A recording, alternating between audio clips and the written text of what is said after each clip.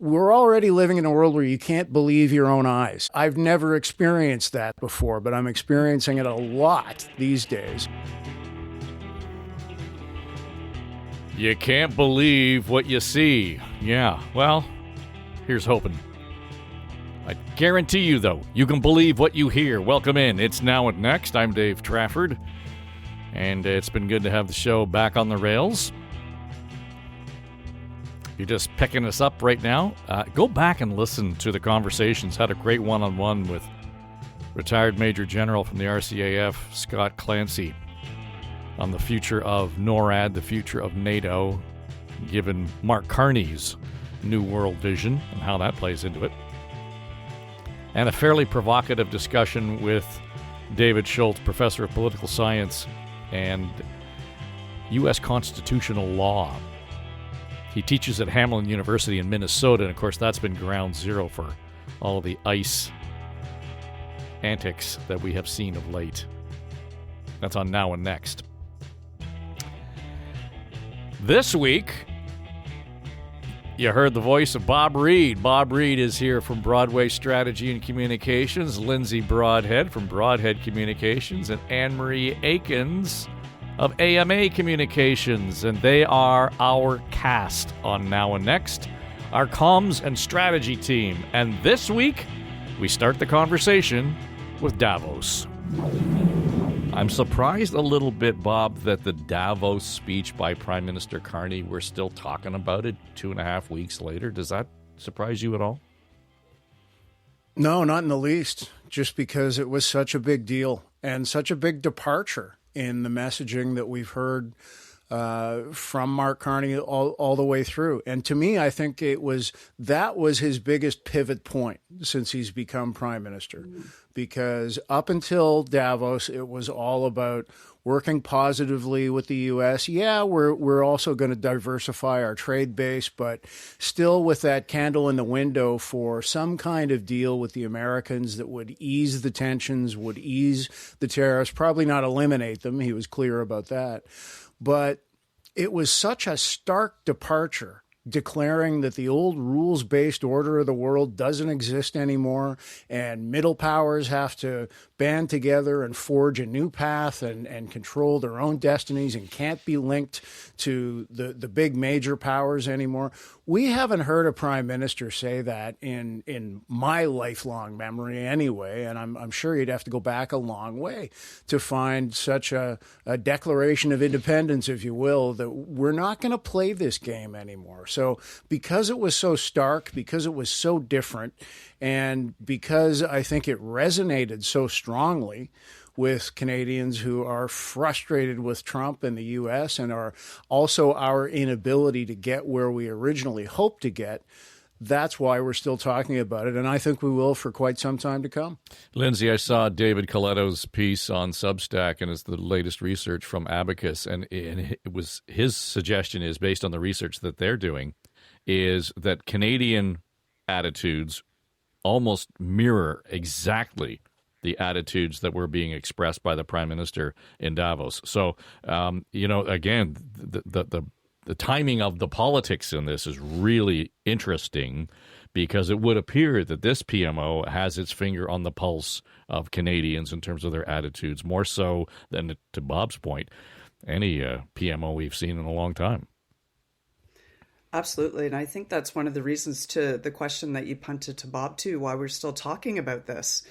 It was so relevant and poignant and hit the center of the target, not just for whoever identifies as liberal, because I'm actually starting to think these terms are less and less important. And Coletto's data actually shows that in many ways. Our support for the leaders is completely different than our support for the parties that they represent in many cases. What was so striking to me was the kind of feeble response from opposition. What I heard was, when you broke it all down, they agreed with the prime minister. Mm-hmm. So when you cut it, you try to politicize, not you, when one tries to politicize these things, it actually is irrelevant. He was able to capture the spirit of not just the cohort who voted him in either.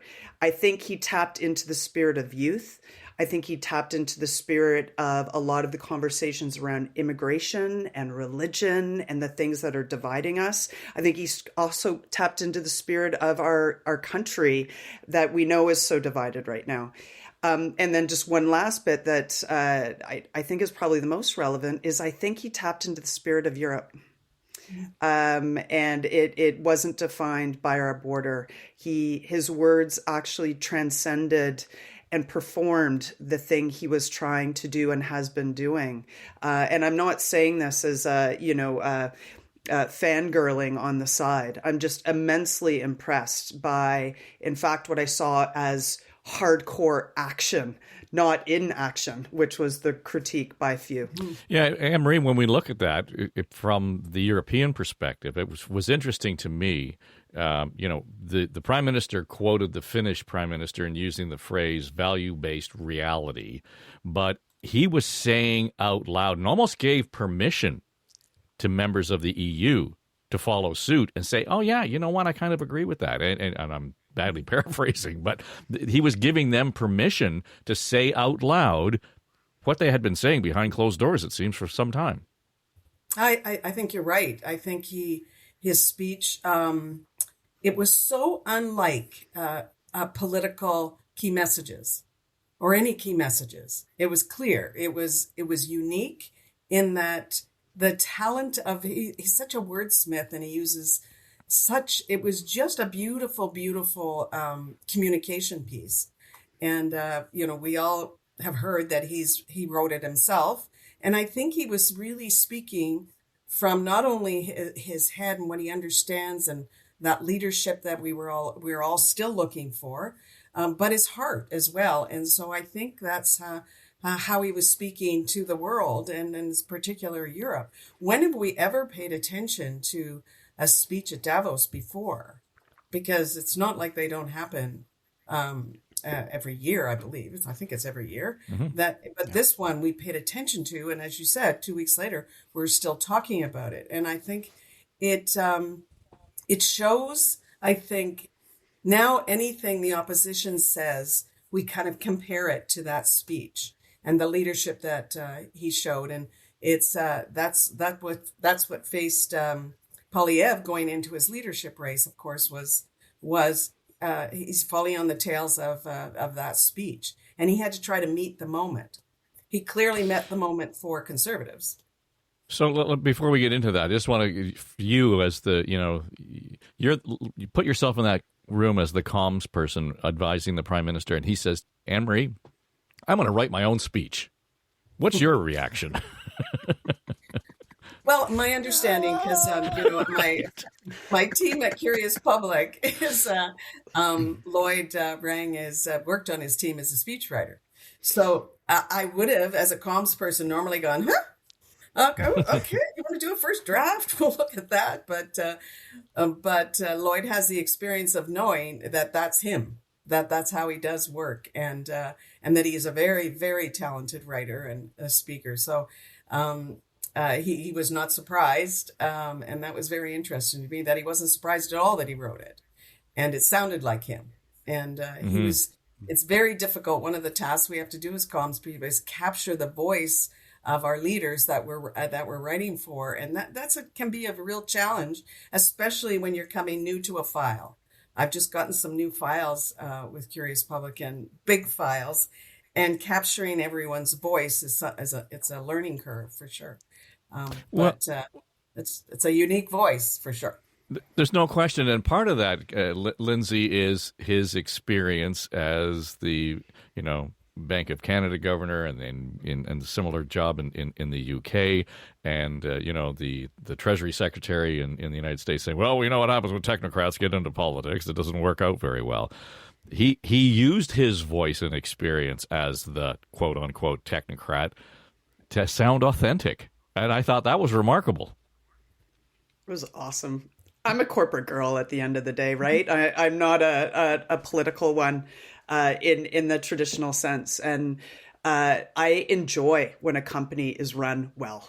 It lifts people up. You get awesome talent. You get things done. I'm not naive enough to, so naive that to think that politics can be erased from his job. But the speech that he wrote, it's less about the pen to paper that would have worried me as the comms person. It would have been the after effect and the impact of saying we're taking our, the metaphorical sign out of the window. That's when he threw down the gauntlet, and that's an international relations statement. So as the comms team, my assumption is that they were moving towards that space and knew that is what this was all culminating in. And it's going to be fascinating. I hope there is a debrief of this when dust settles, however many years from now, because there have been weeks and months where there's been silence in response to Trump, or there's been, a quick phrase back and forth, the interdynamics with our premiers as well. There's a lot going on behind the scenes right now that none of us can pretend to know anything about. We're all just, picking up breadcrumbs. But yeah, sorry, I bounced around a bit there. But that's what's so great about this moment is we're seeing a leader. God bless us. We haven't seen one in a really long time anywhere. So this is awesome. Well, and Bob, when we look at that from that perspective, in terms of this whole, it's almost a disruptive force in our domestic and to some degree global politics in terms of what that leadership label means now, and not to get too far down the rabbit hole and suggest that everything's fine. I think what's misunderstood from his speech, as far as I watched some of the analysis and listened to it, is that the criticism to Lindsay's point being, well, okay, talk is great, but we got to get down to getting stuff done is one thing. As if we haven't been getting things done. But there's this sense that he's risking it because he's going to go it alone without the Americans. That's not what he said. No, that's the shorthand that got picked up. And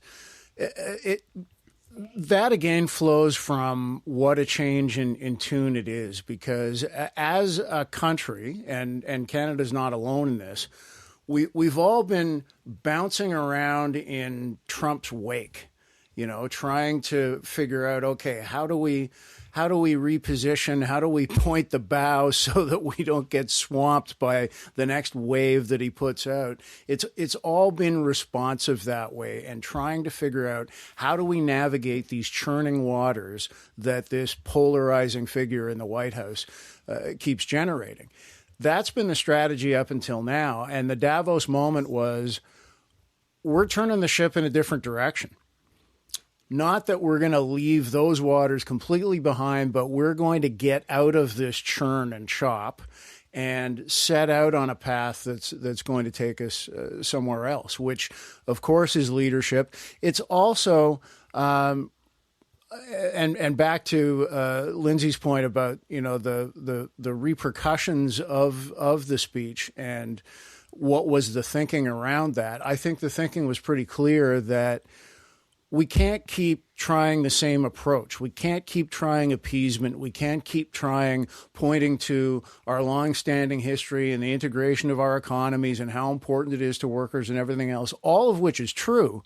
But the old definition of insanity is doing the same thing over and over again and expecting a different result. We kept doing that over and over again. It started with Trudeau. It continued under Carney in the early months, and it got us absolutely nowhere. So I think the political calculus was already done that we're not going to get anywhere if we keep doing this.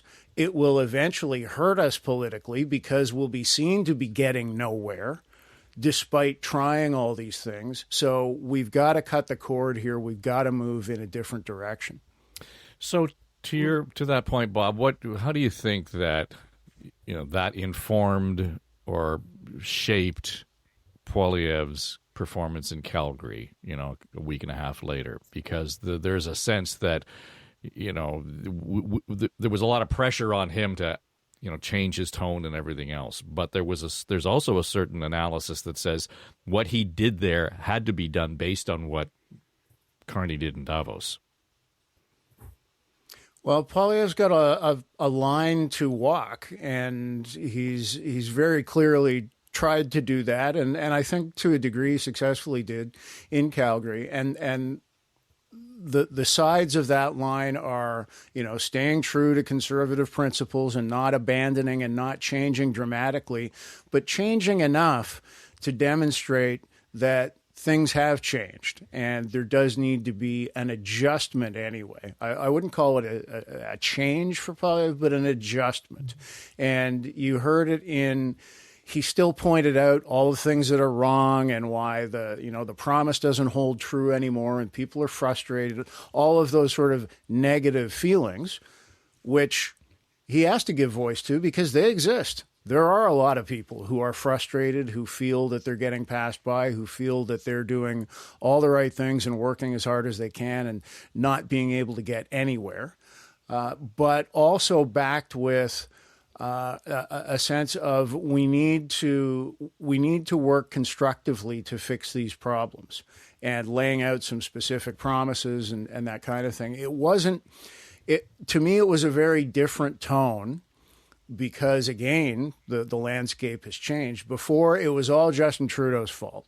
Justin Trudeau has brought all of this on you by his policies, his actions, his virtue signaling, his everything. It's all his fault. Anything that's wrong in your life is his fault. Well, he's gone, and because Carney is in a position of strength, he does need to adjust. And I think we saw some adjustment there. Again, it's not dramatic, but I think it was a bit of a course correction while trying to stay true to the conservative principles thing and not bringing wholesale change to the table. Well, Anne-Marie, one of the things that struck me, and to Bob's point around adjustment, was just in terms of the focus of in the past, it was not unusual to hear the tone or the theme of a speech from Poilievre saying this country is broken. I mean, we heard that often, but he ended with a flourish in Calgary saying, not only do we live in the greatest country in the world, the best is yet to come. That was a complete about face. Yep. And say what you will about the authenticity of that. To me, that's the bell he needed to ring. I agree. He needed to give some hope, and that he did. He needed to appear more positive, and that he did. Though, I've watched the speech, and he did have a smile on his face the whole time. But I've always found his smile disingenuous, and that's the way I was feeling. I kept feeling like, stop smiling like that because it's not ringing truthful for me. But I agree. Because 75% of his talking points were the same old talking points, but he did end on this hopeful note. And I think Canadians are really looking for a leader that's going to give them some hope. And yes, talk about affordability. He did that quite well. But I'm not sure the criticism of Carney that there's no action, isn't going to ring true. I think people felt there was a lot of action in the Davos speech. I think there's things like the C.A.S.T legislation that's getting pushed through. I think they see him doing stuff, and where the action was going into the election was, I'll get a new deal. That's a new trade deal. That's everybody was expecting the new trade deal. But I believe Carney has rightfully so moved away from that. That isn't, we're in a new time now, and that can't be the goal, because even if we did get a new deal, Trump could change it 2 seconds later. So I think he's moved away from that, and he's just doing things like and making new trade deals with other countries that are clearly pissing off Trump, because he's gotten pissed off about the Chinese deal. So I think that he's going to have trouble to drill home that he's not doing anything, that there's no action, because I think people are believing there is action. Well, the part of that underlying that, though, Lindsay, has been the secret sauce of the Prime Minister to be able to change our expectations. I mean, to some degree, we, generally speaking, again, going back to David Coletto's research, there's been a shift in that expectation of what we were hoping to get from the Prime Minister. But the Conservatives, you made the point earlier about, their initial reaction, the criticism. I was pleasantly surprised to see the first lines out of, the opposition where that was a good speech. Good on him. Again, that was an adjustment in posture from the party itself, not just from the leader. And I thought, okay, that we're picking up the ball here. And there is an understanding now that given the Prime Minister's posture, we need opposition that is not only prepared to be critical, we need to have them understand that we need to express the expectations of Canadians in a positive way, as opposed to Canada's broken. Yeah, well, and there's a lot in what you just said. The Conservative Poilievre speech for me was quite epically different than what we've seen before. Not so much in word, but maybe in what he didn't say. For me, if I'm going to grossly oversimplify, it has to do kind of with the head and heart element, right? Whereas when Trudeau was in power, he was liquid heart. Everything was hugs and rainbows and sunny ways. Sunny ways. Yes, all this stuff, right?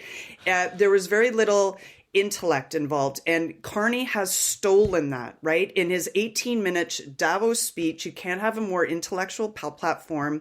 He referenced high touch literature. He referenced all these international relations, things that the man on the street, the person, the everyday person doesn't relate to. It's not that we can't understand. Its speech was excellent. We all understood. And that again, why it was so great. But then you contrast that now with Poilievre, who before, when Trudeau was in power, his videos were all intellect, right? Big words, long sentences, loads of adjectives that you're being showered with. Now he seems to have taken this 48-minute speech of heart. It was about hope. It was about on the ground what we can touch and feel and what Canadians are experiencing. What a path that is, because he's setting course, an absolute juxtaposition. In every conversation now, he's going to have a clear juxtaposition of where Carney sits, where he'll be approaching things, unless Carney can come down, right? And that's what people are saying, more action. They want him to come down and make it evident for the people, as it were. So for me, it was just this incredible contrast of head and heart. I don't know if there's something in that. Well, I'll keep an eye on it looking forward as well. But now we have a bit of a battle in the House. There'll be something clear to argue about. Bob, it struck me when I kind of confronted the speech by Poilievre that he was at a leadership review convention where he got, 87.4% approval, which is, I think beats expectation based on some of the prognostication I heard prior to the gathering. But what I found ironic is that the character of Poilievre that we have all described up until a week and a half ago is what the base loves. They like that. They like the scrapper. They like the guy who's smarmy. They like the guy who's going to be, picking a barroom fight with somebody. He wasn't talking to them at the convention. He had broadened things out. He delivered a speech that didn't necessarily resonate with the very core of the party. Oh, I would disagree with that. I think there was plenty of red meat in there for the base because he's in a room full of Conservative Party members, and he's got to ring the bells that resonate with them. And he did that when he talked about guns and other things that were, right in the wheelhouse for particularly Alberta Conservatives. But there was that other dimension as well that everybody's talked about positivity looking forward, about hope. Dave, your point about his closing line that the best is yet to come. That's the change in tone. The core substantive Conservative points were there, but the change in tone was really noticeable, I thought. Here's what I think is going to be the contrast. I'm already seeing it, and I think it's going to become more stark unless Carney can make some adjustments as well between the two of them. Carney is the global statesman. He's the high level, making deals with this country, that trading zone, all of that high level international stuff, which is important and which connects with the economy. But it's so far up there and out there. It's not Main Street level. And that's where Poilievre's strength has lied, on affordability issues, on the day-to-day things that people see, touch, feel, and especially feel in their wallets. That's been his really strong area, and that's going to continue for sure. Carney's got to get a lot more eye level, because as important as the moves that he's making, the deals that he's cutting, and this direction of, middle powers around the world and a new economic order and all that stuff, it's all important. It's all really smart, but it takes a long time to actually translate into results.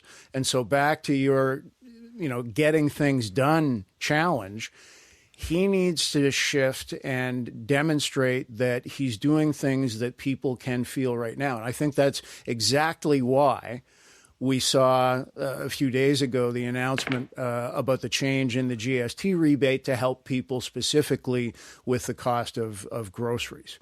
We'll need to see, or he needs to do more of that to get back down to the Main Street eye level. I think that's what he's been lacking, and I think that's where Poilievre's had his strength. So on the whole get her done file, though, Henry, the contrast for me is that the Prime Minister's being held his feet to the fire on, now we want to see some results. We want to see how it's going to affect me in my daily life, and et cetera. That's one thing. And I don't disagree necessarily with that. If you're going to, talk the talk, walk the walk, I get it. But I just find it really interesting when the first ministers all got together and we heard various premiers, that is, start to talk about the projects that they need to get done. Doug Ford, he's got to be one of the longest serving premiers in that group and wants to keep serving, apparently. The idea that he keeps talking about, well, we need to have affordable housing and we need to do these things. And he keeps ringing bells that he rang in the 2018 election that aren't getting done. So, but we're cutting the Premier of Ontario slack in that respect, as opposed to holding him to the same level of intense accountability that we expect of the Prime Minister. Well, I think I agree. I agree. But the Premier gives this impression to many people, especially the people that support him, I think, that he is getting all kinds of crap done. Like he's constantly out there saying, look what we've done. And many people disagree with those things that he's done. The Ontario Place, all those kind of deals, all those deals with the skills development funds and all, there's a lot of stuff that maybe won't pass the smell test in the end. But it gives the impression that he really, really is out there doing stuff. That's that, and he's constantly in the news, but in a very orchestrated way. But and then we seem to cut him slack with all these scandals too. It's that. But I think that it's going to be a challenge for him for the next election, because I think some of these scandals are really going to catch up. I have been saying that, though. I will be the first to admit I have been saying that. And you're in a long line. But they're piling up. And some of them, I think they're going to be really hard to reconcile in the end. I think the reason that they haven't resonated with the public as much, and we've given them slack, is because the opposition hasn't been as strong as it could be on those issues. As much as they're out there and they try, they're just not resonating as much as they could. So it's a puzzle, but I think he has rightly connected with Carney. He realizes how popular he is, distanced himself from Poilievre, and him and Carney are like buddies that hang out together, and he challenges them when he knows full well in 2 days he's going to get that phone call he's been complaining about, that sort of thing. Feels a little, again, to me, a little orchestrated. I'll use that word again.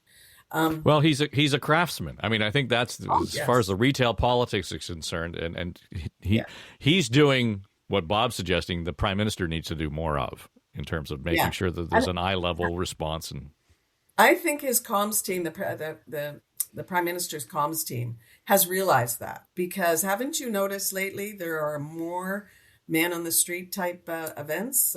Sure, pizza shop, all kinds of things. Yeah. Super. They capitalized on that, the popularity of heated rivalry that even came up at the first ministers' meeting, which was hilarious. If you watched Doug Ford's face, it was a smile, but I'm not sure he was appreciating the heated rivalry comment. But in any event, I think he is learning from that retail politics, which could be from some of it from Doug Ford. But I have to give credit. You named it, Dave, earlier in our conversation about the PMOs, their comms strategy. I think has been spot on, and they have been, for a new prime minister, really skilled at their job.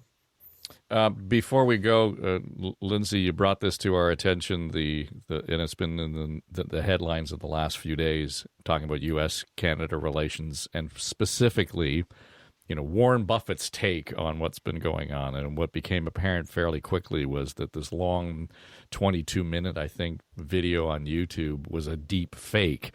And here's my reaction to this.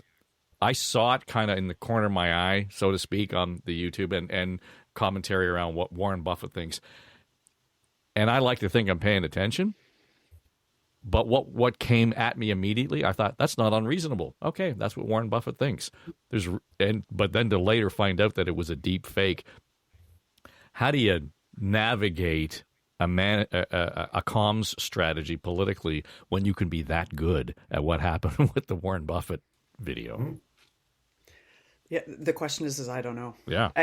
For me, this was an article by Alex Boyd in the Star, and I think it touched on the surface of what we're going to be seeing constantly. If you, especially from the States, if you're sitting with your own owned platform in the form of a podcast, let's say, and you have north of 500,000, 1 million viewers, think of the content you can create.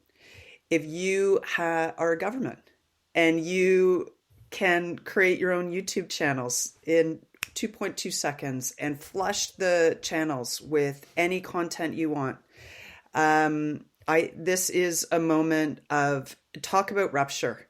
This is rupture. Axios this morning even called it, I've written it down here,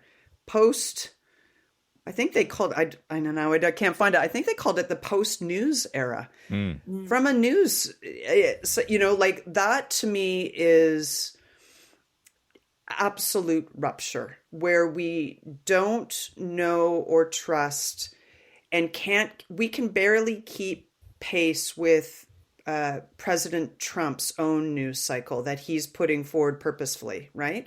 Going incredibly fast, changing the news moment and what we're looking at. Here's a shiny toy, looking back and forth, ignoring the facts. And if you add to that an incomplete ecosystem of equally disruptive, falsified, mistrusted content pieces, we're in a new era.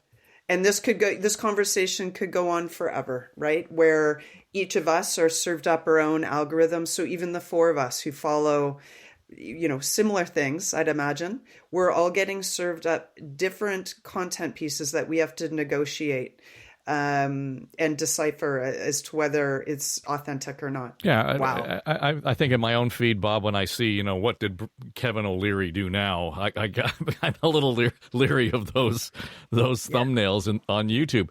But here's the thing that struck me about it when I read more about the Warren Buffett thing.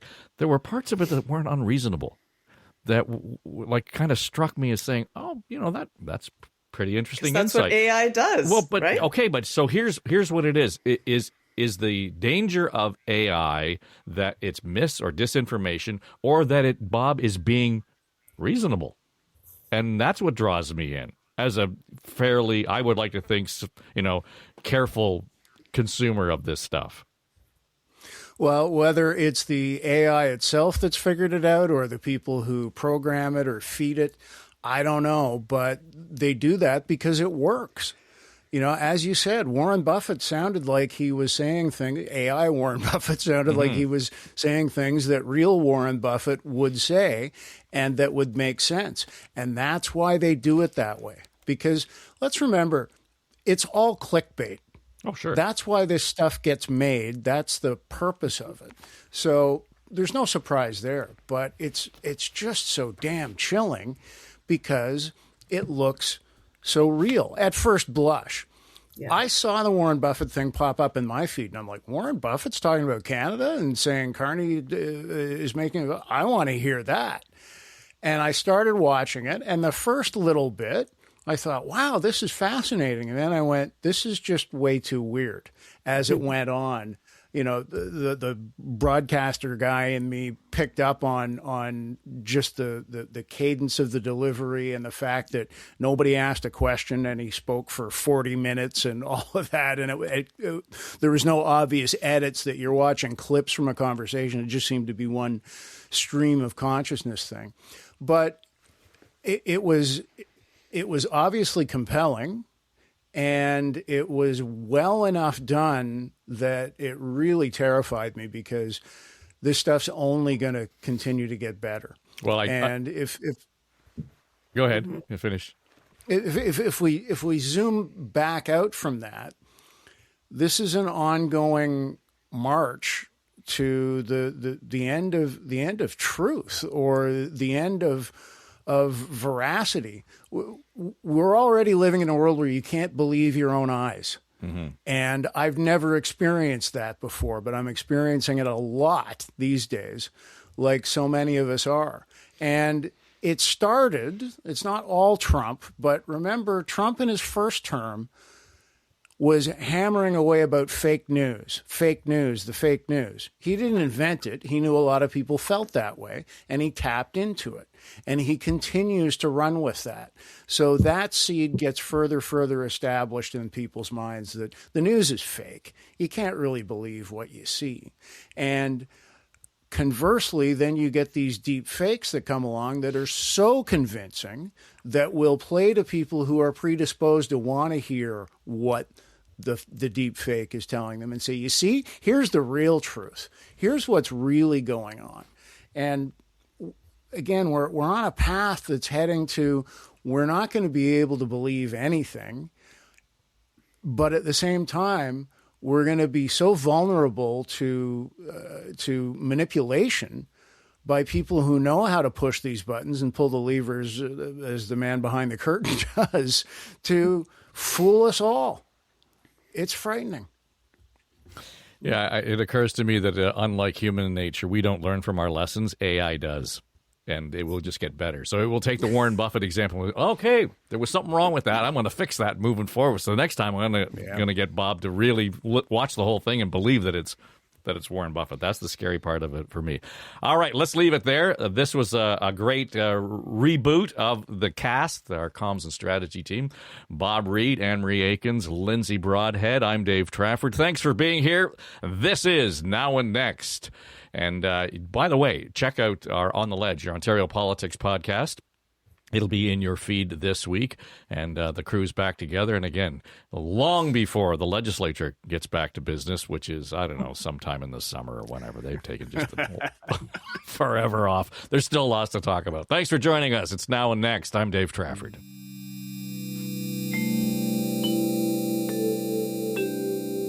Pay no attention to that man behind the curtain.